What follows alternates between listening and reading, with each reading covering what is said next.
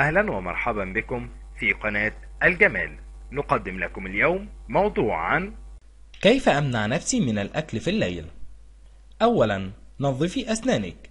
قد تعتبرين هذه الحيلة سخيفة جدا، ولكن هل تناولت يوما الشوكولاتة بعد تنظيف أسنانك بمعجون أسنان بالنعناع الحار؟ لذا نظفي أسنانك بمعجون ذو طعم لاذع، وبعدها اغسليها بمحلول صاخب أيضا كي لا تشتهي الطعام بعدها. 2. فرغي برادك وخزائنك. إذ لم تكن الأطعمة المفضلة لديك أمامك، فلن تخرجي في نصف الليل من منزلك حتى تشتريها، لذا ابعدي الطعام عن عينيك حتى لا تشتهيه. 3. احرمي نفسك من مشاهدة التلفاز.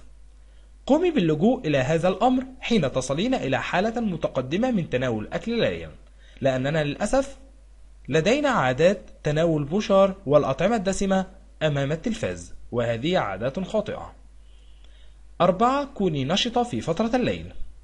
إن السبب الأبرز وراء تناول الطعام من دون الشعور بالجوع هو الضجر، فكي لا تقعي أسيرته اتركي نشاطاتك لفترة الليل حتى تشغلي نفسك بذلك. أخيرا، اشرب الماء والعصائر.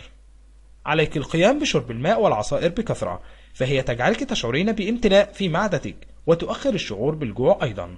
وأخيرا، لابد أن تدركي بأن الشعور بالجوع ليلا مصدره الأساسي نفسي، ناتج عن الملل والضجر، لذا حاولي دائما أن تبتعدي وتبعدي تفكيرك في حالة الملل عن الأكل وتسلي بأشياء أخرى.